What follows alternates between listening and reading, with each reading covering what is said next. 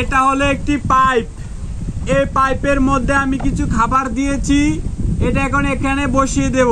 দেখবেন এটা মাছে ভরে গেছে। এই জায়গাটিতে প্রচুর মাছ রয়েছে। এখন আমি পাইপটা বসিয়ে দেব। সহজ পদ্ধতিতে মাছ ধরা, এই পদ্ধতিতে মাছ ধরলে অনেক পরিমাণে মাছ পাওয়া যায়। এখন আমি নিমজ্জিত অবস্থায় পাইপটা রেখে বাসায় চলে যাব। একটু পরে এসেই দেখবো মাছ আর মাছ। পাইপে কি মাছ আসছে এই যে দেখুন, এই নিতে আসছে আমার মাছগুলা।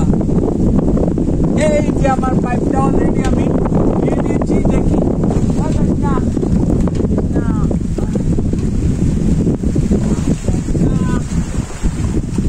পাইপটা নিতেছি আমি।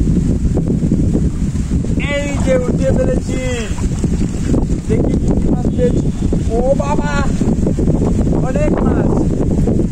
High high,